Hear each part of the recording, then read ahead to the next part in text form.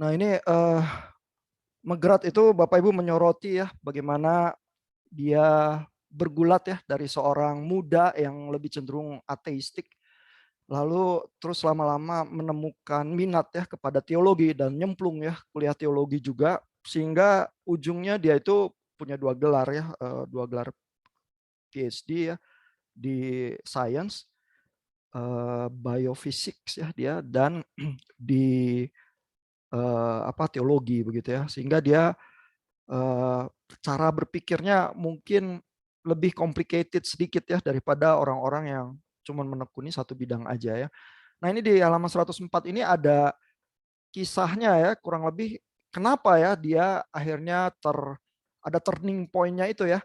Di dalam jiwa dia yang muda dia merasa yang exciting itu science ya. Karena science itu memberikan explanation ya terhadap kehidupan dan orang-orang sains itu kok cerdas-cerdas begitu ya.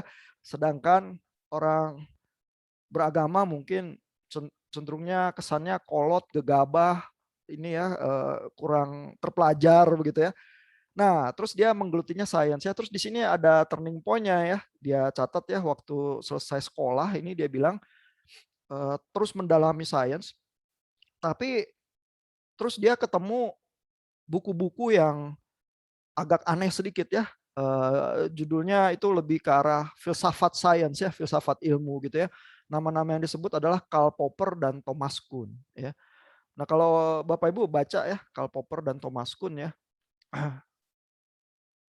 insights-nya mereka ya memang meruntuhkan semacam percaya diri terhadap sains yang, eee, positivistik ya, yang lebih optimis bahwa segala sesuatu itu nanti bisa dijelaskan secara metode ilmiah yang empiris begitu ya. Misalnya Karl Popper itu muncul dengan satu insights bahwa memang eh, sains itu bergeraknya falsifikasi.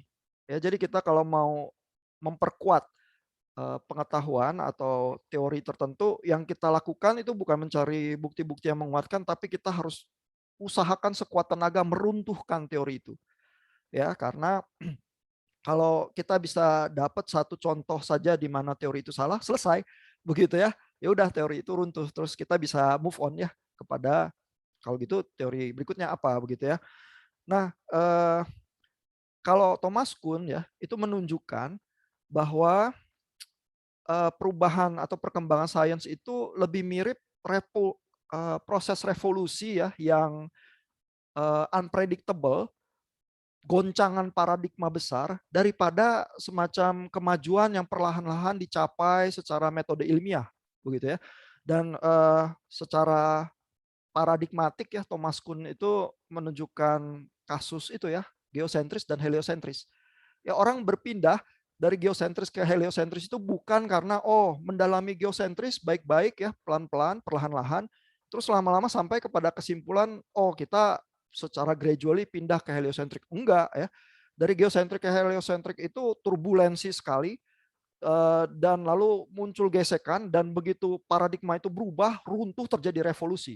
Ya tiba-tiba seluruh pola pandang manusia itu harus jadi berbeda ya. Dan Bapak Ibu mengikuti ya sejarah perkembangannya di dalam kisah Galileo itu salah satu korban tragedinya ya. Tetapi tragedi yang menghasilkan pembelajaran yang sangat besar ya untuk sejarah umat manusia begitu ya. Nah, jadi Thomas Kuhn dan Karl Popper itu menunjukkan ya, loh ini sains ini nggak rapi gitu ya. Sains itu nggak sesederhana seperti yang dipikirkan anak sekolahan yang optimis dan merasa masa depan seluruh kehidupan itu akan terjelaskan lewat sains begitu saja. Sains itu complicated, sains itu penuh nuansa ya. Bahkan optimisme terhadap sains itu menunjukkan banyak sekali kelemahannya dari sains itu dan kita berkembangnya seperti terkejut-kejut seperti itu ya menurut Karl Popper dan Thomas Kuhn ya. Jadi ini komentarnya Megrat ya. Karl Popper and Thomas Kuhn were asking all the right questions ya about the reliability and limits of scientific knowledge. Ya jadi bahwa sains itu sebenarnya terbatas ya. Nah, these were questions I had not faced thus far relating to the underdetermination of theory by data. Ya jadi Ini under determination of theory by data maksudnya adalah gini, kita punya data dan punya data banyak ya, tetapi itu tuh selalu undeterminate. Itu maksudnya adalah data-data itu bisa cocok dengan berbagai macam teori yang berbeda begitu ya. Jadi seolah-olah kita punya fenomena lengkapnya, tapi kita cuman punya sampel titiknya. Ya, dan sampel titik itu kalau titiknya makin banyak tentu gambar kita makin jelas. Tapi titik-titik kita nggak pernah lengkap.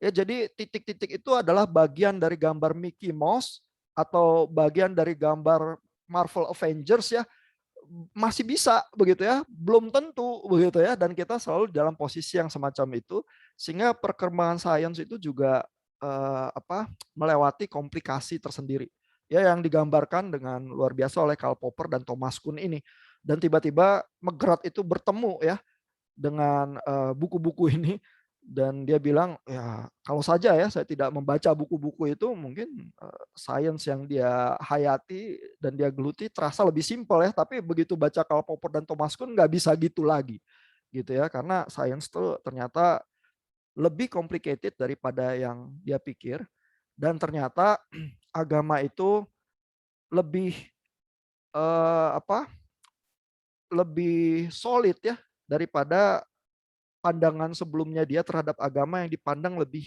liar, lebih kuno, lebih gegabah ya. Ya tentu pasti ada ya orang-orang beragama yang cenderung lebih gegabah ya.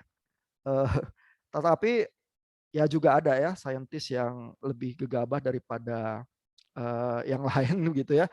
Nah, tetapi tiba-tiba yang membuat McGrath itu eh, ada turning point ya. Itu tuh bukan sesuatu yang oh ternyata optimisme sains begitu ya, ternyata cocok dengan teologi. Enggak ya, dia mengalami krisis itu, lalu di dalam bertubrukan dengan kompleksitas itu dia merasa harusnya ada sudut pandang yang lain ya, sehingga terus dia menggeluti teologi dan menemukan ya bahwa ada hal-hal yang meaningful juga ya di dalam menggeluti teologi, dan dia terus tidak meninggalkan sainsnya ya. Jadi kisahnya dia tuh seperti itu ya. Nah, ini juga memberikan bayangan ya buat approach apologetika kita ya misalnya ya. Jadi seringkali argumen yang meyakinkan ya, dan kita akan alami ya nanti di mungkin meja debat kita nanti malam sampai besok ya. Biasanya argumen yang lebih meyakinkan ya, itu tuh bukan argumen yang reduksionis. Ya karena di dalam perjalanannya McGrath juga menemukan ya gambar yang lebih lengkap, gambar yang lebih big picture, gambar yang lebih kompleks itu yang lebih appealing ya, yang lebih memikat karena tampaknya lebih cocok ya terhadap kehidupan. Kalau gambaran itu visi itu reduksionis ya, misalnya kan kritiknya Lennox terhadap Dawkins ya adalah oh di dalam ateisme kamu itu Dawkins, kamu tuh cenderung mereduksi segala sesuatu jadi fenomena materialis saja, begitu ya. Segala hal di dunia ini dijelaskan simply karena mekanisme material yang kamu amati dan bisa diobservasi secara empiris. Meaning-meaning yang lain tentang kehidupan, ya justice, love, eh, kebahagiaan, ya itu di mana begitu ya. Nah, di dalam bukunya ini McGrath kan juga bilang hal-hal yang mirip ya, dan mengutip Lennox juga secara langsung ya.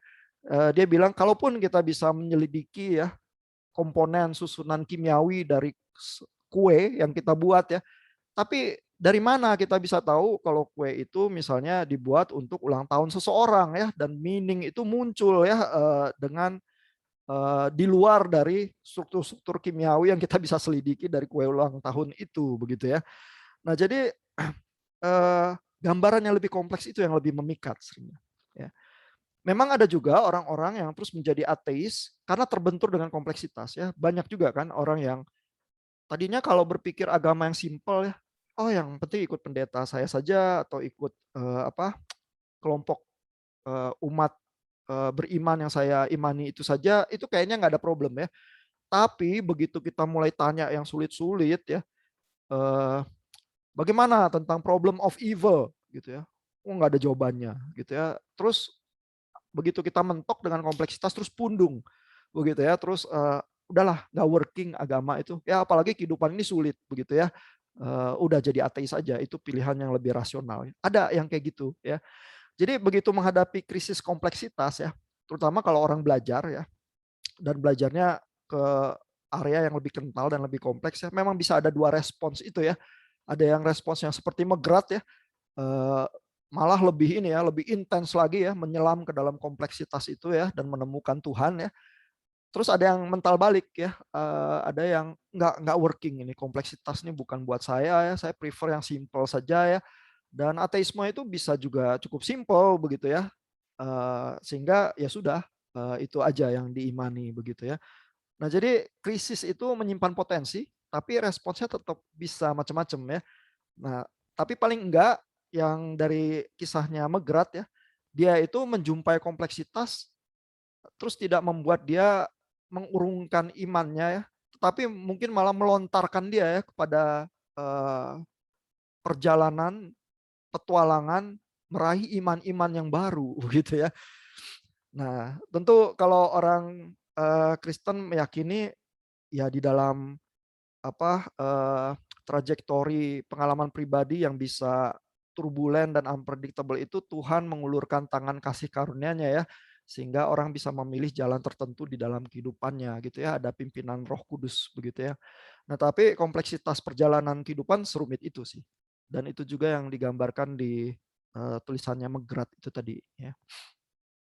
Nah, sejauh itu dulu ada komentar, ada pertanyaan? Mungkin jadi kalau beropologetika seperti apa atau berdebat gitu misalnya di malam, ada rencana-rencana tertentu. Silakan kalau ada komentar, apa aja.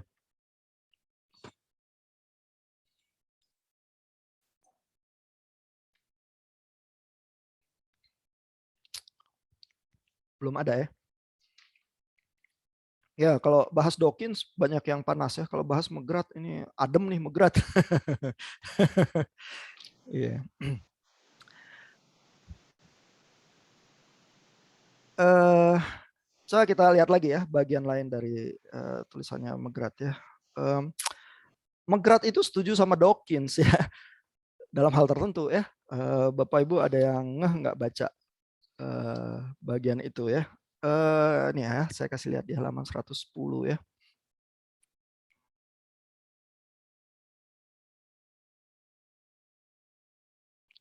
Sebentar. Halaman 110 ya, dia membahas soal ini ya, Dawkins pahamnya memang ateistik ya. Ini ya di bagian bawah sini ya. McGrath bilang pandangan Dawkins itu agak mengherankan ya, karena Dawkins itu menggambarkan dunia yang berisi segala hal, tetapi kelebihan satu hal yang sebenarnya unnecessary ya, yaitu keberadaan Tuhan begitu ya. Dan inventory ya, atau benda-benda yang ada di alam semesta ini yang menurut Dawkins kelebihan satu hal ini dipercaya oleh semua orang begitu ya. Dan sehingga existence of this God cannot be scientifically proved, it is to be dismissed as having vanishingly small probability ya. Jadi bahwa di dalam dunia yang digambarkan oleh Dawkins itu Tuhan ini unnecessary, tidak bisa dibuktikan dengan scientific proofs begitu ya, sehingga ya probabilitasnya kecil ya, dan kita harus buang begitu ya. Nah, Dawkins tidak percaya tentang Tuhan yang demikian, but then neither do I begitu ya. Tetapi saya juga enggak ya, maksudnya McGrath adalah saya juga nggak percaya Tuhan yang digambarkan oleh Dawkins itu ya. Jadi dalam hal ini sebenarnya Dawkins sama McGrath setuju ya, kalau Tuhan itu seperti yang digambarkan oleh Dawkins, McGrath juga nggak mau percaya dengan Tuhan yang semacam itu begitu ya. Nah, persoalannya adalah ya, kata kata McGrath ya, jadi walaupun sama-sama pakai kata Tuhan, Tuhan yang digambarkan Dawkins dengan Tuhan yang dipahami kekristenan dan McGrath itu berbeda ya. Dan kalau memang ternyata visi tentang Tuhannya berbeda, maka kekristenan itu tidak perlu khawatir ya bahwa pemahamannya itu di-challenge ya oleh Dawkins ya, karena memang yang Dawkins nggak setuju, McGrath juga nggak setuju ya terhadap Tuhan yang demikian gitu ya. Di bagian ini tuh McGrath tulis begitu ya. Jadi ini juga semacam kebiasaan apa kritis yang baik ya. Kalau orang yang mengambil posisi dari berlawanan dengan kita itu bisa jadi ada hal-hal yang kita juga setujui begitu ya, dan jangan sampai karena kita nggak suka orangnya gitu ya, terus hal-hal yang dia nggak setujui atau yang dia setujui, yang kita sih sebenarnya juga begitu ya, tapi kita tolak karena dia ya yang berbicara begitu ya. Jadi orang beragama itu nggak boleh gagal ya belajar dari seorang ateis sekalipun begitu ya, atau orang yang beragama lain begitu ya, karena kalau kita memang meyakini all truth is God truth ya, yang dikumandangkan oleh pendekar dan penyetan ya dari debat yang lalu gitu ya. Ya kita harus bisa ya mempraktekkan kekritisan semacam itu ya. Terserah siapa yang ngomong ya. Kalau memang itu merefleksikan kebenaran, kita konfirmasi gitu ya. Dan kalau ada hal-hal yang memang kok kayaknya di area ini nggak tepat sama ya, walaupun itu orang yang kita hormati dan mungkin atasan kita atau apa ya, kita bicarakan saja begitu ya, dengan sebisa sesopan mungkin begitu ya. Jadi approach-nya itu seperti itu ya, itu yang ingin saya tunjukkan juga ya. Nah, lalu yang muncul juga ya dalam diskusi Megrat ini yang beberapa teman-teman texting juga, sudah ungkapkan ya, itu adalah persoalan multiple level of, explanation itu ya, eee, itu di halaman 114 ya, ini ya. Ya di sini Megrat itu bilang, "The real issue has to do with levels of explanation," ya, dunia dan kehidupan kita itu kompleks ya. Each level has to be included in our analysis ya.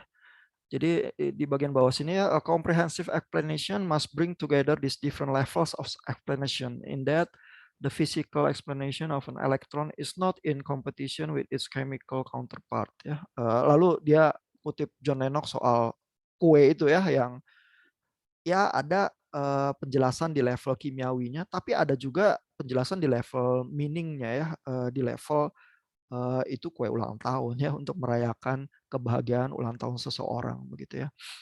Nah, jadi kita bisa lihat ya ini semacam visi Megrat juga ya, yang sama yang menghasilkan turning point dia di masa muda itu ya. Dia begitu dia turning point, dia tidak takut terhadap kompleksitas ya, tetapi justru kompleksitas itu yang memikat dia karena kompleksitas itu menyediakan cara ya untuk ada multiple level of explanation itu diterima bersama.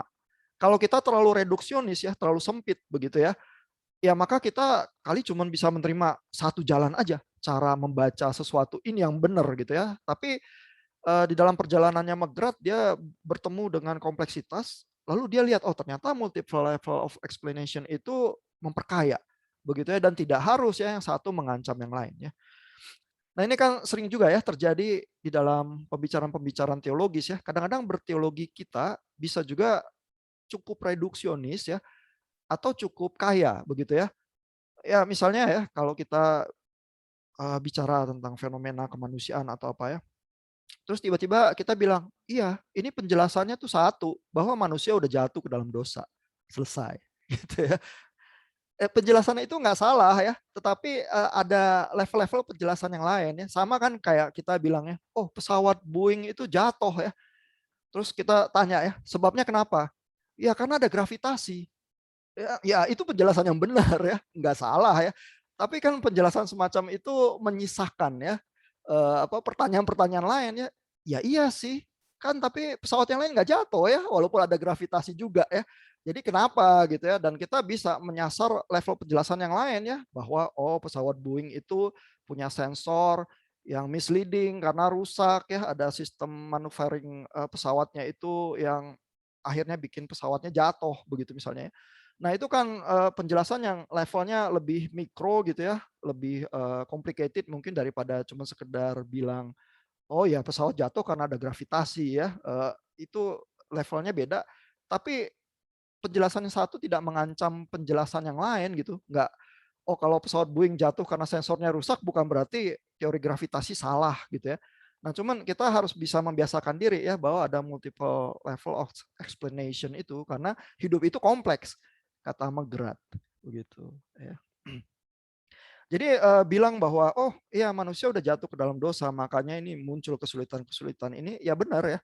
Tetapi terus kalau ada psikolog yang bilang bahwa ya ini persoalan attachment. Ya ini karena dari kecil ada needs yang tidak terpenuhi ya. Sehingga orang itu beragama didorong oleh kebutuhan-kebutuhan psikologisnya begitu ya.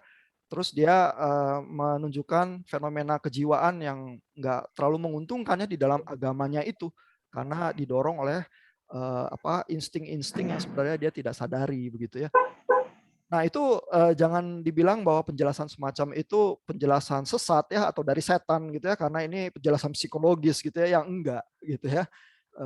Itu penjelasan di level yang lain dan bisa sama-sama berguna ya juga untuk misalnya menyelesaikan permasalahan itu ya karena di dalam jiwa manusia yang kompleks itu memang ada persoalan psikologis tetapi juga ada ya persoalan teologis dan relasi dengan Tuhan yang memang bisa digambarkan untuk menghasilkan penjelasan-penjelasan tertentu ya. Nah, jadi proses berpikir yang seperti itu tuh yang kalau Bapak Ibu baca buku McGrath, Bapak Ibu mungkin menangkap ya perjalanan jiwa yang seperti itu. Sehingga di akhir berapa chapter 8, chapter 9 itu ya, begitu dia membahas Agustinus ya dan approach-nya dia mendekati problem evolusi ya. Mungkin Bapak Ibu bisa lebih memahami ya. Dia nggak menutup pintu ya buat evolusi dan bahkan mungkin ya buat orang beragama yang lebih konvensional terlalu simpatetik ya terhadap teori evolusi begitu ya karena dia tampaknya cukup menerima ya kemungkinan itu gitu. Nah, mungkin sekarang udah ada komentar nih atau sanggahan ya. Bapak Ibu suka McGrath atau enggak? Atau menurut Bapak Ibu solusinya McGrath ya terhadap problem sains dan agama ini oke atau kurang oke?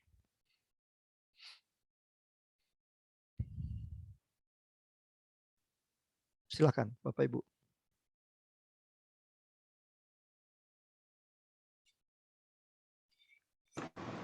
Tes, Pak. Ya, masuk. Aku mau nanya, tapi ini yang awal sih yang tadi Pak Ihan udah dijelasin di awal. Kalau berapologetika membuktikan pada akhirnya hal-hal yang general itu kayak gimana ya Pak tadi maksudnya?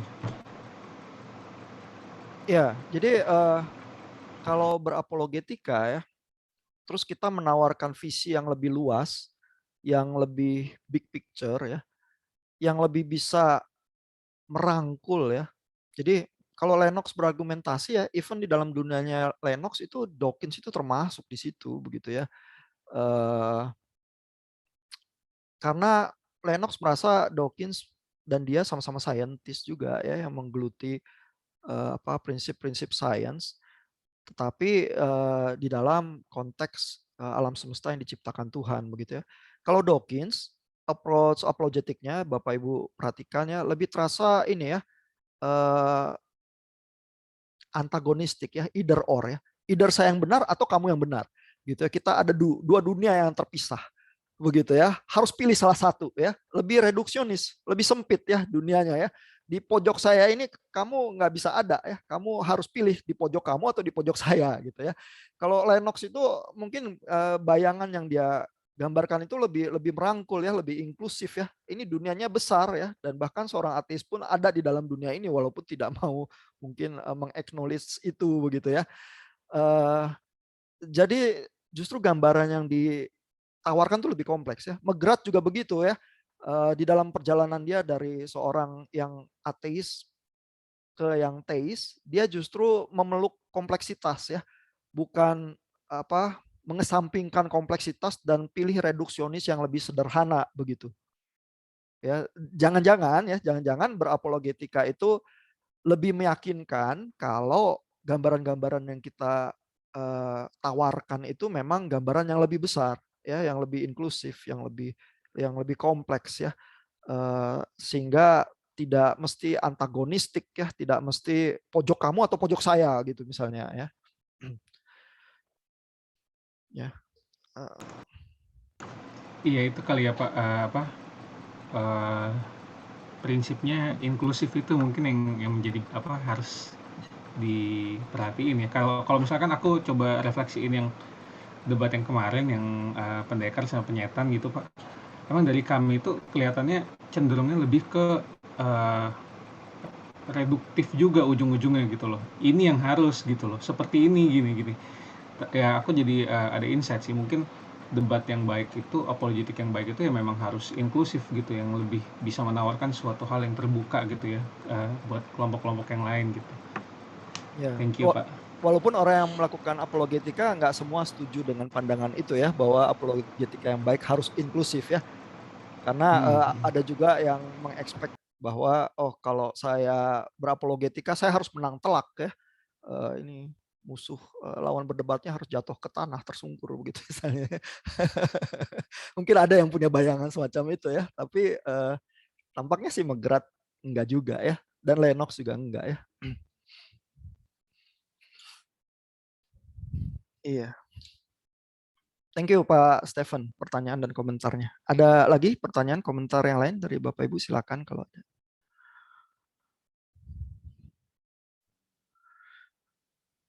Terus Bapak Ibu nggak terganggu sama sekali ya kalau Megrat itu ternyata evolusionis?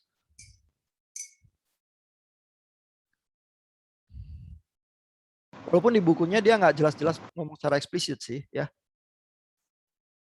Ya gimana? Pak, kalau nggak salah kita di kelas, apa ya, kelas PL 1 juga sempat dibahas kan itu soal creationism sama evolutionism gitu. Kalau nggak salah di Reform sendiri juga punya ini deh Pak, apa, kayak kita percaya evolusi yang mikro gitu, mikro evolusi. Jadi tetap tetap apa, menerima sisi evolusinya tapi yang, mungkin lebih, mild gitu ya, gitu. Nggak yang, evolusi banget gitu. Iya, evolusi banget dan evolusi nggak banget gitu ya. Kalau buat yang evolusionis ya, antara yang mikro sama makro mungkin nggak dibedakan secara ketat ya, karena prinsip dasarnya diyakini sama, cuman tinggal bahwa kalau dikasih waktu jutaan miliaran tahun, sebenarnya perubahan semacam apa yang mungkin terjadi begitu ya, itu terus yang kita bilang makro begitu ya. Tapi kan sebenarnya fenomenanya sama tuh, cuman kalau kita cuman amati 1 minggu atau 2 tahun ya nggak ada ya evolusi yang sampai berubah bentuk ya. Apa, virus yang delta varian ya tidak berubah tiba-tiba jadi bakteri atau apa gitu ya. Nah, memang tentu ada ya apa, persoalan-persoalan di dalam teori evolusi yang tetap, butuh ya, masih, butuh penyelidikan dan masih misteri ya. Karena ya misalnya John Lennox itu kalau mendesak Dawkins terus tanya ya, "Origin of life itu dari mana ya?" Kalau ada bahkan ada materi-materi yang anorganik terus bisa melompat ya menjadi sesuatu yang organik, itu bagaimana caranya? Begitu ya, apa bisa ya ada mekanisme natural ya, dan mekanisme naturalnya seperti apa gitu ya. Nah itu Dawkins mulai bilang ya kita juga nggak tahu gitu ya. Tapi kan sains terus berkembang gitu ya. Dawkins kan jawabannya gitu ya. Nah jadi tetap ada ya pertanyaan-pertanyaan, virus isinya protein-protein gitu, kapan ya dia melompat jadi makhluk hidup gitu ya, misalnya ya. Atau memang virus sama makhluk hidup yang lain yang berevolusi itu 2 kategori benda yang berbeda atau apa ya, banyak misteri sih, masih sih. Ya. Tapi pembedaan mikro sama makro itu ya, walaupun John Lennox dalam debatnya masih ngomong seperti itu ya, tapi kalau kalau seorang evolusionis nggak akan bilang mikro sama makro itu jadi masalah sih, ya. Masalahnya mungkin bukan di situ ya. Even kalau Bapak Ibu dengar penjelasannya N.T. Wright ya, yang dia soroti menjadi masalah juga bukan persoalan mikro atau makronya ya, melainkan persoalan bahwa pandangan saintifik tertentu membawa implikasi atau asumsi visi teologis tertentu yang menurut dia, nah itu tuh yang bermasalah kadang-kadang karena teologinya juga jadi meleset ya, karena asumsi sains tertentu itu.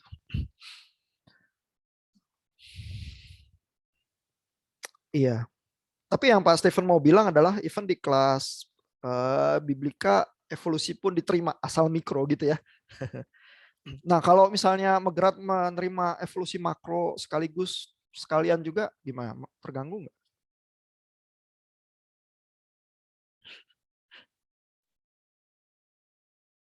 Gimana nih? Bu Indi nih katanya udah evolusionis sekarang. Waduh, Pak, tidak secepat itu sih. Tidak secepat itu ya. Makan jutaan tahun juga ya. Waduh. Pak, tapi saya bingung sih kalau misalnya si Megrat ini ternyata terima evolusi makro. eh, Kalau saya nggak salah tangkap sih evolusi kan memang hanya dari satu ya. Tapi dia juga percaya ya ada penciptaan. Jadi menurut saya agak kurang ini sih. Kurang apa ya? Kurang pas gitu. Kayak membingungkan juga kalau dia percaya evolusi makro, tapi di sisi lain percaya ada kreasi ciptaan. Oh iya, jadi pertanyaan Bu Indi adalah bagaimana mungkin ya orang percaya creation ya, tapi pada saat yang bersamaan evolusi ya, mengklopkannya gimana gitu ya. Gimana Bapak Ibu komentarnya yang sama-sama baca Megrat?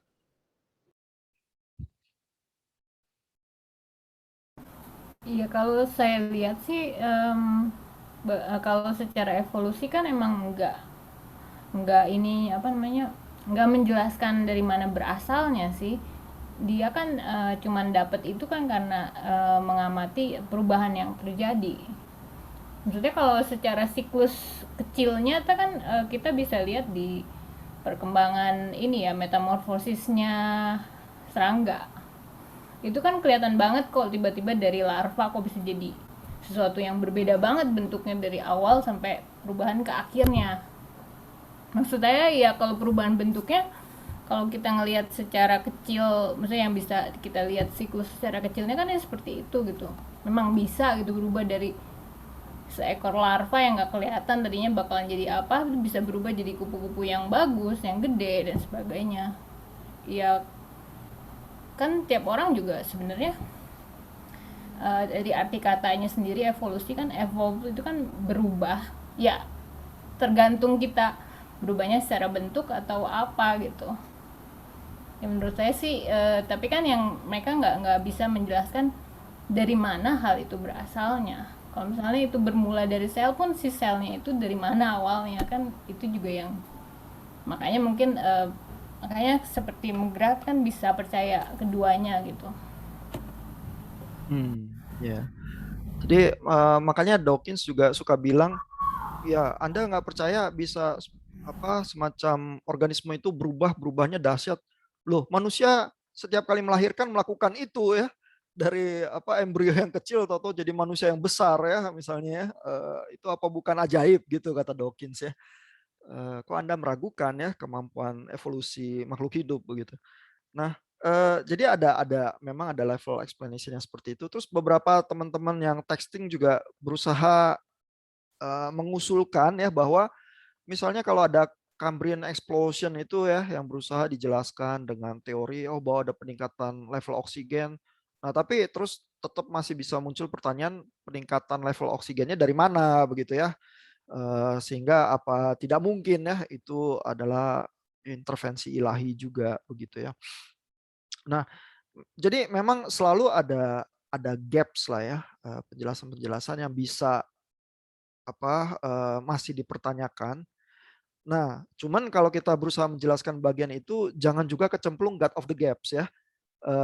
Karena itu kan berulang kali juga dibilang ya.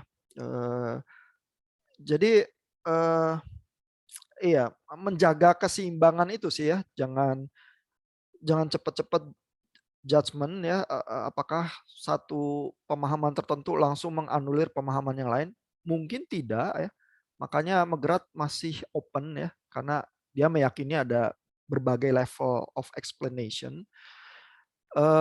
Terus juga kalau kita berusaha menjelaskan, sebisa mungkin juga jangan apa-apa yang kita nggak tahu jawabannya langsung, oh itu intervensi ilahi ya. Makanya Lennox juga berusaha mengusulkan di dalam debat-debatnya bahwa mungkin ada gaps yang buruk, tapi juga ada gaps yang muncul akibat sains juga dan seterusnya gitu ya. Dia berusaha mengkomplikasi ide-ide tentang gaps itu ya, supaya ya kita jangan cepet-cepet juga terjun ke sana gitu. Nah, eh, bahwa di dalam pergulatan itu ya yang muncul banyak pertanyaan dan mungkin tidak semuanya bisa terpuaskan di dalam masa kehidupan kita sekalipun gitu ya. Itu pasti menghasilkan ketegangan tuh.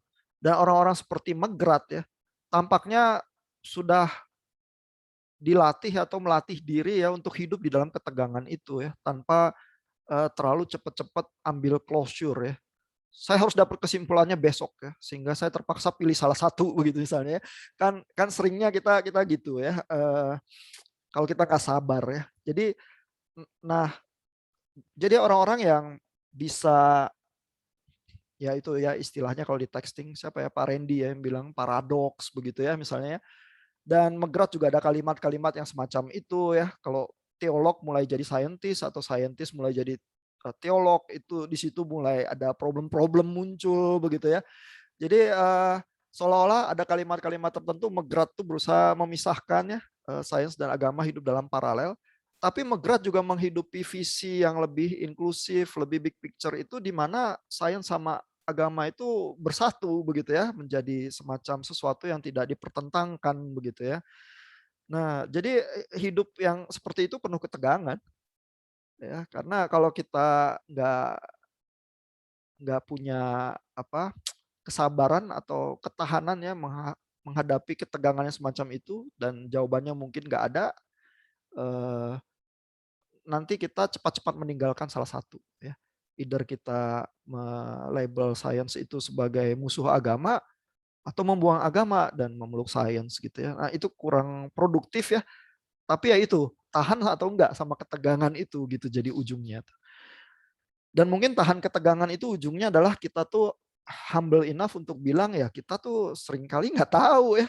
Dan kita tuh nggak cukup ya sebenarnya ya untuk memeluk kompleksitas kehidupan apalagi misteri ilahi itu sendiri gitu. Nih Pak Randy bilang bisa jadi bahan debat loh. Saya percaya evolusi ketika melihat mama teman saya yang Manado, papanya Ambon, sedangkan teman saya berwajah India. Wah ini apa anekdotal ya. Tapi saya beberapa kali gitu juga sih Pak, lihat bingung antara orang tua yang ya satu case lagi ibunya Nias, bapaknya Jawa, anak pertama Afro, anak kedua bule. Itu dari mana gitu? Ya walaupun ada secara gen ya, tapi maksudnya yang secara ya mau dikatakan mikro atau makro, tapi itu ada sesuatu kok bisa berubah yang sebegitu loh. Itu kan hanya dalam waktu yang nggak lama gitu. Apalagi kalau berjuta-juta tahun, saya sih agak meyakini bisa sesuatu terjadi besar. Walaupun ya jadi permasalahannya ya balik lagi kreasi penciptaan gitu, pembacaan kejadian satu gitu. Mungkin kalau saya terlalu ngomong ini depan Bu Ina akan saya dimarahin ya. Wah ini direkam lagi nih. Nanti kalau Bu Ina nonton dimarahin juga Pak Ren.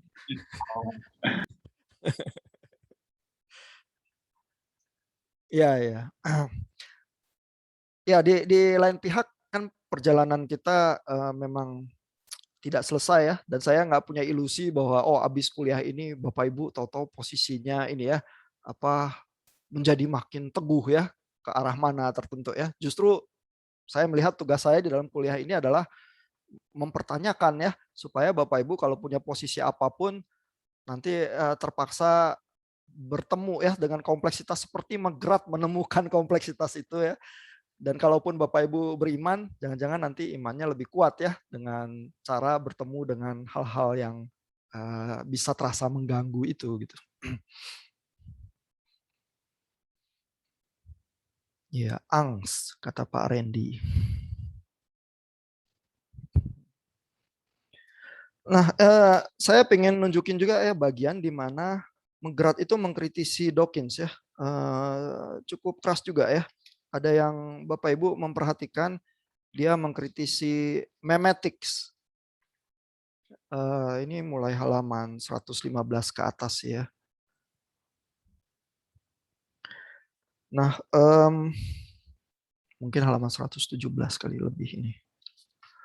Ya, jadi memetics itu ilmu yang dimulai oleh Dawkins ya. Sebentar saya geser halamannya. Dan Dawkins itu mencoba ya menggambarkan kan dia sebenarnya biologis ya. Jadi dia bicara soal gen dan seterusnya ya. Nah, tapi terus dia mau ekstrapolasi ya pemahaman itu ke ilmu sosial ya. Sehingga kita tuh sekarang kan bicara memes ya, sebagai itu gambar-gambar yang punya muatan-muatan, kadang-kadang politik, kadang-kadang satir atau apa gitu ya, beredar lewat sosial media ya. Tapi secara ilmu itu istilah itu munculnya dari Dawkins ya, yang melempar apa kata itu ya, dan terus dibicarakan dengan apa istilah memetik sebagai cabang ilmunya ya. Termasuk Daniel Dennett itu ya, The Four Horsemen of Atheism itu yang juga membicarakan memetics ini karena terpicu oleh Dawkins ya. Dan jadi bagaimana bunyi teorinya? Jadi memes itu menurut Dawkins adalah padanannya DNA, tetapi di dalam culture ya, di dalam kebudayaan atau fenomena sosial begitu ya, semacam ide yang menular diturunkan ya kepada organisme yang lain begitu ya, terus menguasai narasi yang dipercaya oleh culture tertentu ya, termasuk di dalam hal itu adalah religion ya, kata Dawkins ya.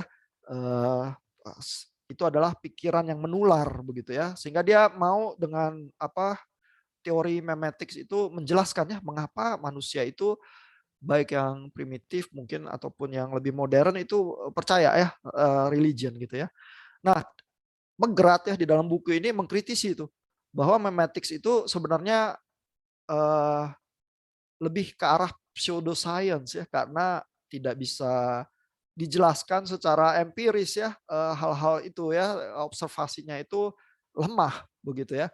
Nah, terus misalnya di halaman 117 ini yang udah mulai dari halaman 115 kritiknya ya, salah satunya dia bilang adalah itu lihat aja ya, Journal of Memetics ini muncul tahun 1997, terus tahu-tahu menurun, terus gulung tikar ya tahun 2005. Jadi ilmu itu tuh kayak ilmu astrologi gitu ya, nggak terlalu jelas sainsnya.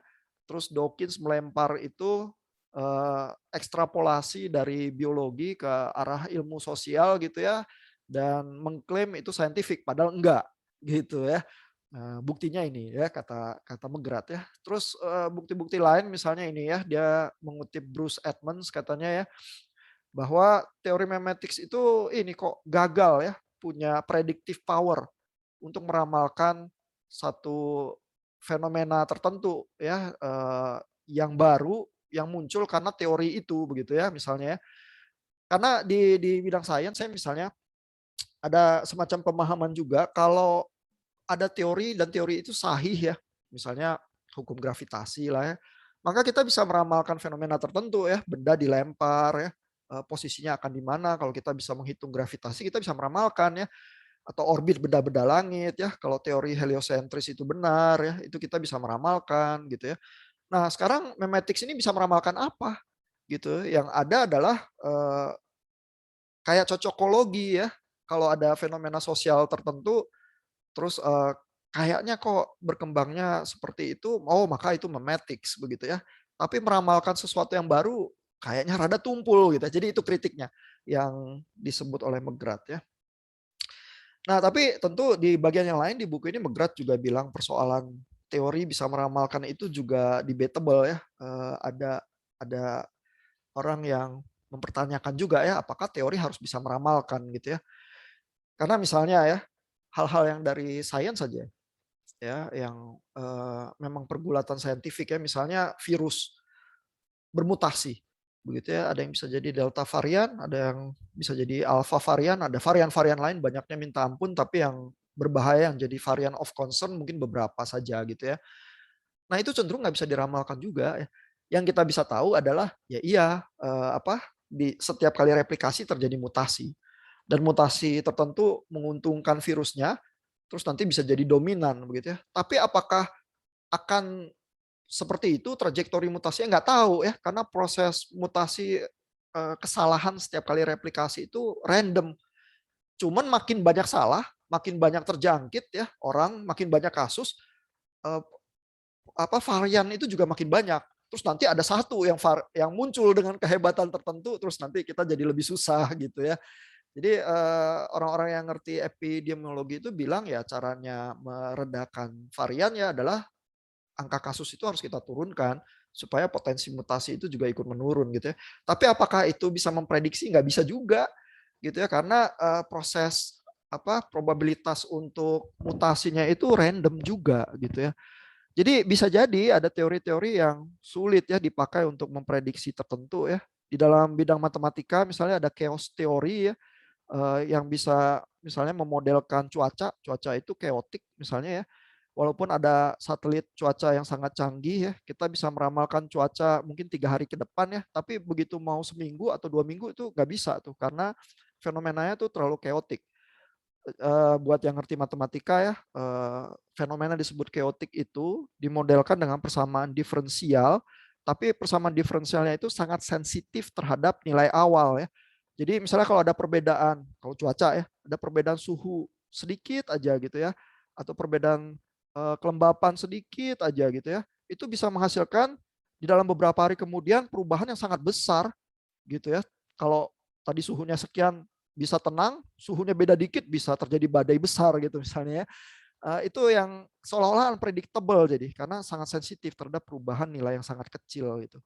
Makanya di dalam chaos teori itu ada istilah the butterfly effect ya, kepakan sayap kupu-kupu di China menghasilkan badai di Meksiko gitu misalnya. Karena model matematikanya sangat sensitif seperti itu.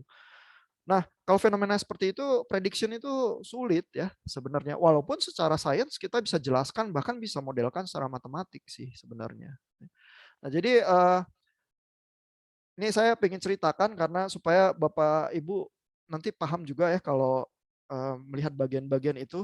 McGrath itu mengkritisi area tertentu dari teori Dawkins itu sebagai pseudoscience ya. Terus ada argumennya juga kenapa dia mengklaim itu pseudoscience. Dan memetics itu tetap jadi kontroversi sampai sekarang. Ya, memang ada yang bilang oh, itu nggak benar-benar science, itu nggak working ya. Di lain pihak ada yang bilang ya itu sebenarnya di ilmu sosial udah dikenal. Memetics itu adalah konsep atau semiotik atau simbol atau sains ya buat kalau kita belajar hermeneutics gitu misalnya ya, pikiran-pikiran itu yang visi, ide, konsep yang menulari orang lain itu begitu ya. Nggak ada yang baru dengan memetics ya. Tapi kalau nggak ada yang baru berarti science dong. Cuman social sciences gitu ya. Nah, jadi muncul tuh perdebatan semacam itu di dalam buku ini. McGrath menilainya itu pseudoscience ya karena berusaha ekstrapolasi dari biologi ke ilmu sosial. Bisa setuju atau enggak setuju sih ya terhadap McGrath di situ. Ya, ada komentar pertanyaan?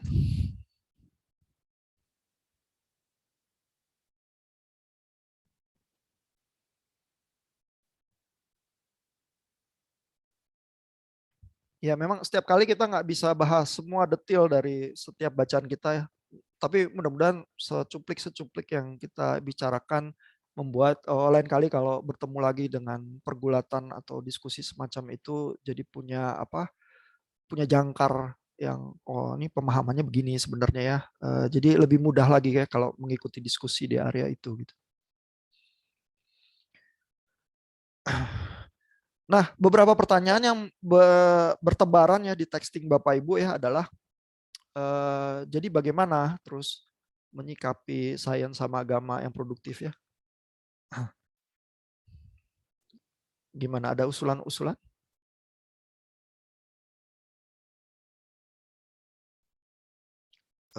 Posisi-posisi kayak McGrath ini cukup menolong, memikat, atau ada kelemahan juga?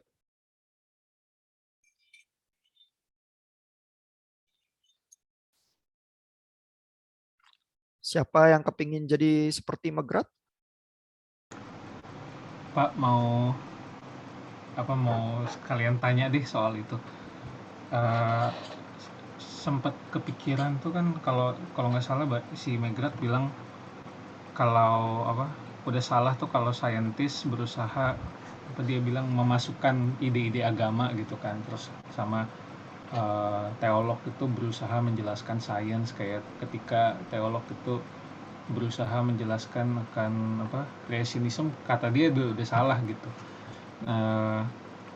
Aku jadi mikir kaitannya tuh sama ya yang aku tanya di texting sih, sejauh mana kayak agama tuh nggak bisa define science dan kebalikannya juga gitu. Kalau misalkan kayak kenyataannya kan wahyu Tuhan itu hadir dalam konteks kita gitu kan, terus ditulis di dalam tulisan, dan tulisan itu harus diteliti gitu, harus ada bidang studinya.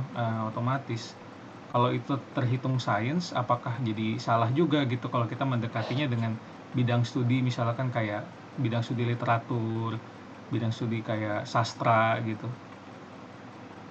Itu sih yang kepikiran sih Pak, jadi bingung sih. Ya, ini pertanyaan yang worthy nih untuk dipikirkan nih. Gimana pendapat Bapak Ibu? Ada usulan?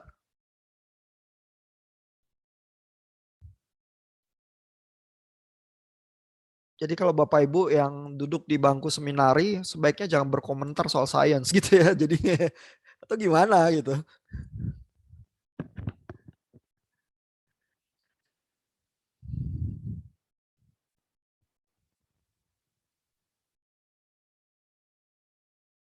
Atau kalau yang saintis ya jangan coba-coba ya melakukan tafsir terhadap kitab suci gitu misalnya. Gimana menurut Bapak Ibu?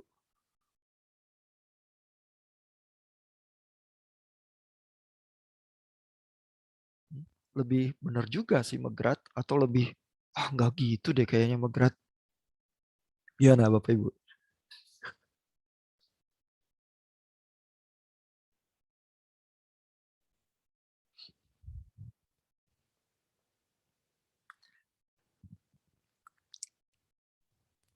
Ya, yang diusulkan Megrat sih cukup didukung oleh berbagai fenomena ya. Misalnya, salah satu kritikan dia terhadap Dawkins adalah Dawkins itu saintis ya, bukan teolog, tapi terus dia smuggling teologi ya, atau at least theological assumption ya ke dalam interpretasi scientific systemnya dia. Padahal scientific systemnya dia ya bisa cocok terhadap theism, ya bisa juga terhadap atheism gitu. Tapi dia smuggling asumsi atheism ya di dalam argumentasi dia begitu ya. Nah itu kan juga sama ya yang dituduhkan Dawkins terhadap orang beragama ya di dalam debatnya dengan Lennox ya, bahwa orang beragama itu menyelundupkan Tuhan kemana-mana begitu misalnya ya di dalam setiap diskusi itu gitu ya. Nah jadi makanya Megrat terus bilang, ya teolog jangan jadi saintis jangan bikin asumsi teologis gitu ya. Baik-baik aja di bidangnya gitu ya. Nah, komentar semacam itu ya ada benarnya ya. Bahwa kita kalau berusaha merambah yang bukan bidang kita ya, dan kita tuh kurang terlatih gitu ya. Itu tuh kita agak clumsy gitu ya. Kita gampang terjebak ke dalam pikiran-pikiran yang salah simply karena memang kita nggak menjalani latihannya ya untuk itu ya. Ya sama aja kayak Bapak Ibu dengar orang awam gitu di gereja terus baca Alkitab terus jumping into conclusions gitu ya misalnya. Karena nggak pernah ya dilatih untuk lihat konteks kitab itu seperti apa ya. Terus sebenarnya yang terjadi di kitab itu perdebatannya apa, lalu kenapa muncul ayatnya semacam itu. Kan nggak pernah memang latihan pelan-pelan ya. Baca itu saya biasanya orang awam tuh cuman punya problem lalu butuh semacam keputusan terus cepat ambil ayat terus oh berarti konklusinya gitu ya. Saya harus tembak dia supaya jadi pacar saya gitu misalnya karena ayatnya positif gitu misalnya. Nah, ya itu kan walaupun nanti punya pacar tapi kan kita meragukan ya metode teologisnya gitu ya karena dia nggak terlatih ya untuk mengambil kesimpulan tafsir yang semacam itu gitu. Nah itu yang berusaha dicoba dicegah ya oleh Megrat ya. Jadi paling sedikit kita tuh kalau menyadari bahwa kita mulai merambah keluar ya dari area ekspertis kita ya. Terus kita jadi mulai hati-hati ya karena mungkin kita nggak tahu ya dan di situ banyak ranjau ya terus kita dengan cepat mengambil kesimpulan yang salah terus kita bilang bahwa kita nggak tahu nih di bagian itu saya rasa sih yang coba di ini ya diusulkan oleh Megrat sih. Jadi makanya juga kalau Dawkins nulis buku yang rada filsafat, nih dia bukan filsuf nih. Ya terus dia jadi agak ya bisa dibilang kalau filsuf yang baca itu jadi agak ngelantur gitu ya. Makanya saya juga nggak menyodorkan Bapak Ibu bukunya The God Delusion itu ya. Nanti jadi malu dikit gitu ya baca Dawkins kok gini sih gitu. Dia pernah baca Thomas Aquinas atau enggak gitu misalnya atau apa.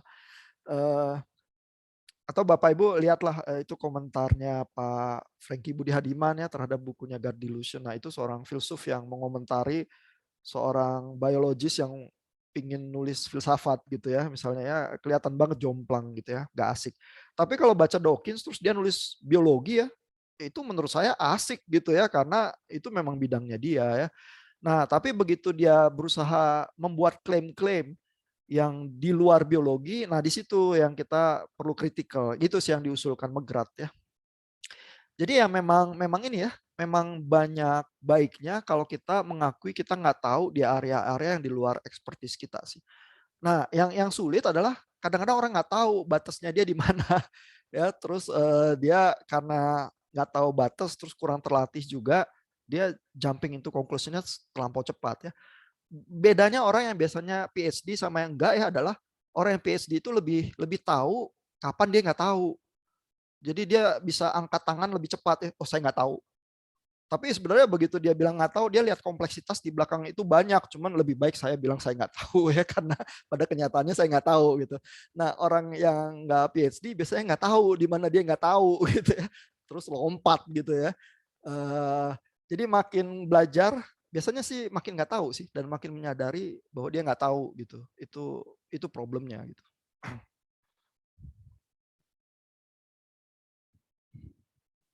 Nah, nggak tahu tuh working atau enggak ya. Padahal kalau di gereja dan dengan umat orang butuh hamba Tuhan yang pede ya. Masa hamba Tuhan nggak tahu apa-apa? Makin ditanya makin nggak tahu dia. Terus gimana gitu misalnya ya. Jangan undang dia khotbah lagi. Khotbah dia nggak tahu apa-apa gitu misalnya.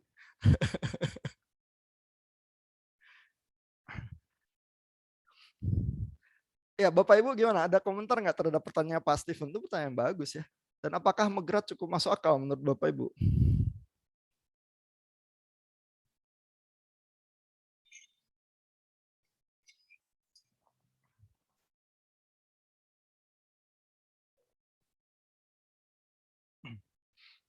Ya, kalau mau secara optimis ya dibicarakan, makin banyak belajar kita makin banyak tahunya juga sih. Cuman sembari bertambah makin banyak tahunya ya, kita juga jadi makin tahu makin banyak area yang kita nggak tahu ya. Karena simply memang horizonnya tambah luas, itu aja sih. Yang lebih membuat kesulitan biasanya kalau horizon itu yang memang terlampau sempit ya. Jadi nggak tahu yang harusnya diketahui, tapi nggak tahu juga di mana dia nggak tahu gitu. Sehingga sepak terjangnya itu terlalu banyak ketidaktahuan ya. Jadi kurang produktif gitu untuk komunitas gitu. Sehingga memang kalau melatih diri jadi hamba Tuhan, mau nggak mau sih harus banyak belajar ya. Dan belajar sampai setengah hidup aja juga nggak habis-habis ya. Jadi kita harus selalu siap ya untuk mengakui ketidaktahuan kita.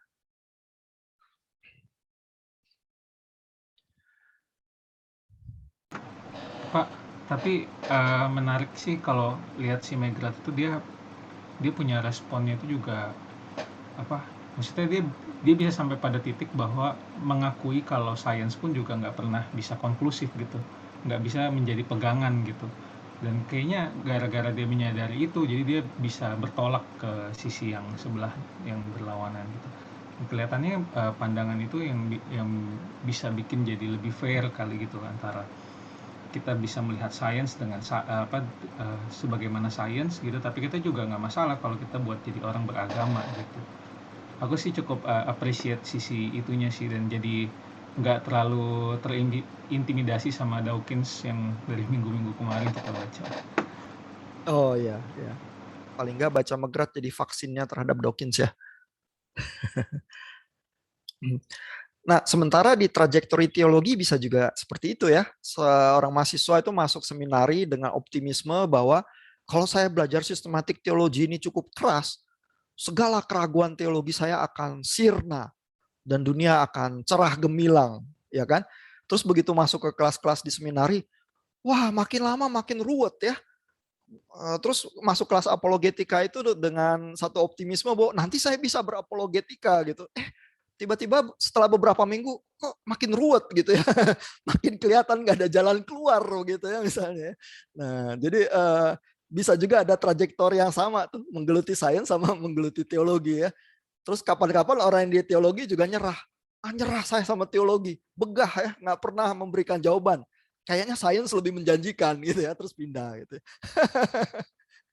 Terus kalau trajektorinya produktif dan menguntungkan, terus dia di dua bidang gitu ya, terus bergelut, terus menyadari ya bahwa oh iya memang dunia ini penuh misteri ya, terus ya kita hayati dan hidupi saja gitu ya.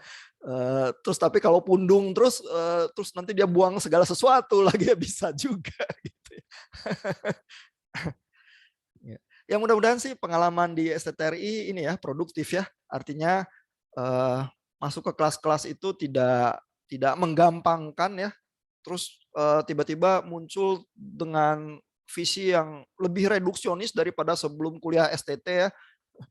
Kalau kayak gitu mungkin kita gagal ya melakukan pendidikannya. Tapi kalau visi kita makin luas, terus bisa makin berdiskusi dengan kompleksitas yang makin tinggi, terus bahkan menyadari keterbatasan kita dengan lebih baik. Nah, itu mungkin kita ada harapannya untuk lebih berhasil sih, mungkin ya.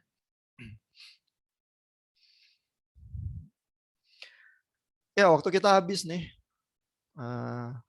Nampaknya kita harus berpisah ya, karena Bapak Ibu juga ada kuliah yang lain harus diberikan dedikasi waktunya. Apakah ada? Oh iya, masih ada pertanyaan nih. Panjang lagi dari Pak Esra. Pak, ditanyakan aja Pak, boleh Pak dibuka mic-nya Pak, supaya terekam juga.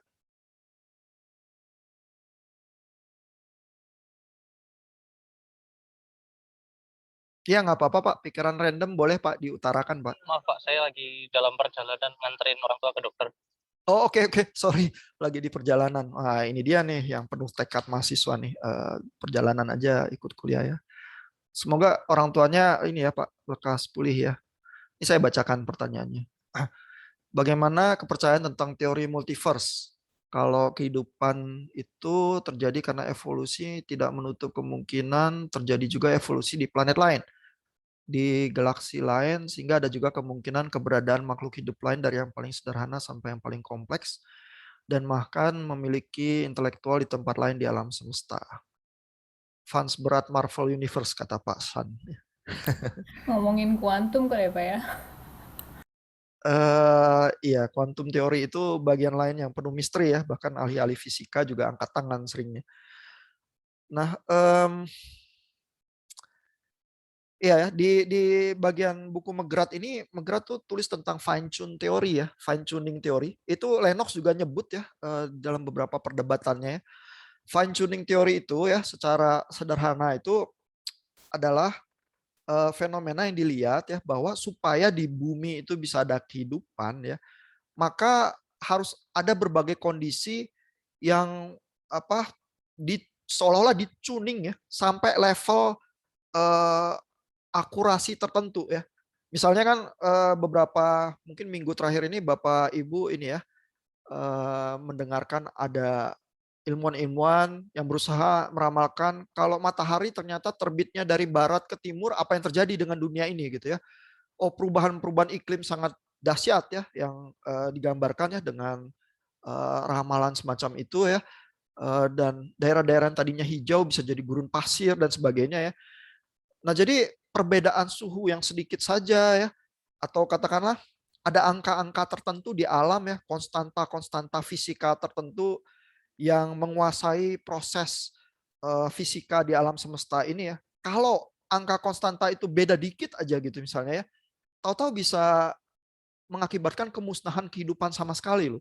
Begitu ya. Nah, itu fenomena fine tuning itu ya sering dipakai sebagai argumentasi untuk mendukung ya bahwa tampaknya ya kalau memang banyak fenomena di alam itu dicun dengan sedemikian dahsyat dan sedemikian tipis akurasinya, harus seperti itu baru bisa ada kehidupan.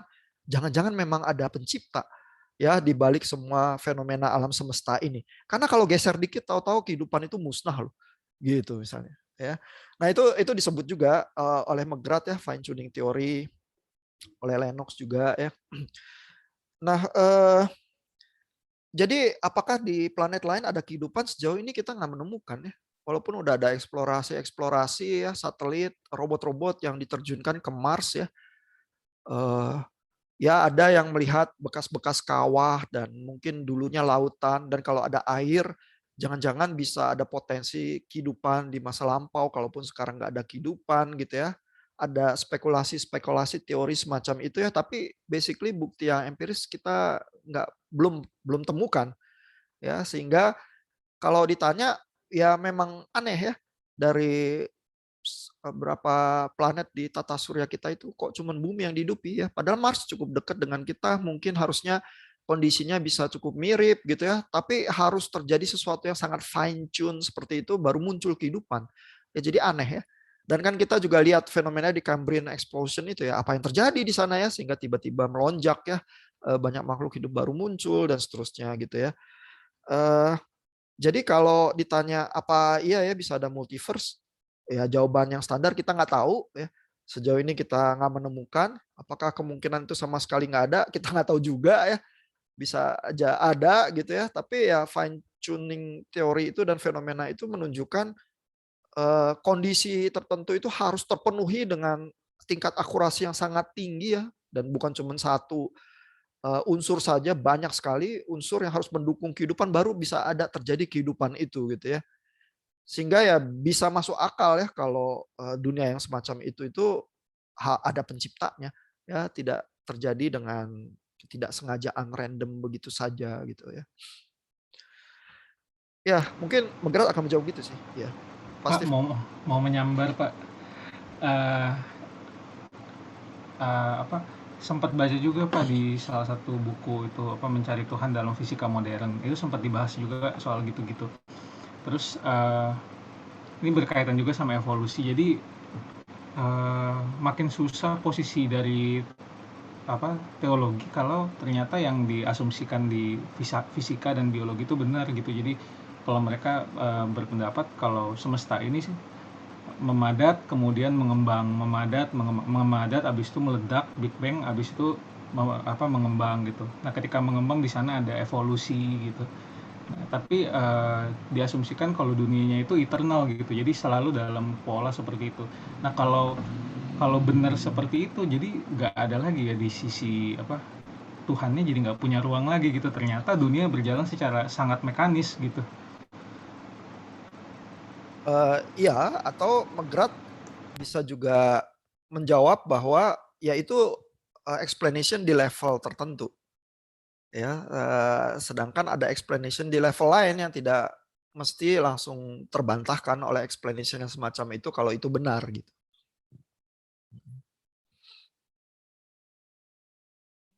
Jadi tetap ada pilihan-pilihan sih, tinggal kita apakah kita defensif ya dan merasa terancam, atau kita ya ini aja, tahan aja terhadap ketegangan itu ya, terus berusaha menghidupi dan mencerna pelan-pelan karena menyadari ya banyak hal yang sangat kompleks dalam kehidupan ini. Pak Randy angkat tangan.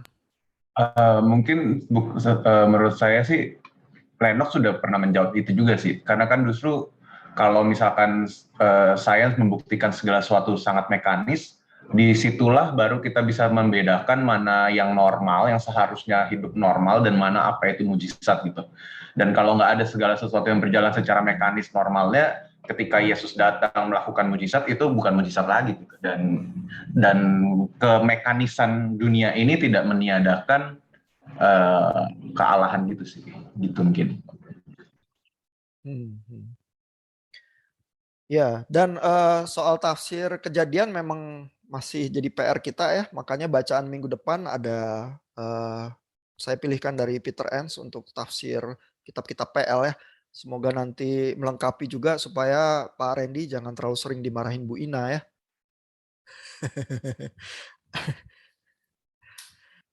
Ya tapi Bu Ina nggak pernah marah kok di kelas, cuman Pak Randy aja mengungkapkan kemungkinan untuk dimarahi itu ya. Ya ini waktu kita udah lewat injury time nih, jadi tampaknya tetap perlu kita sudahi ya.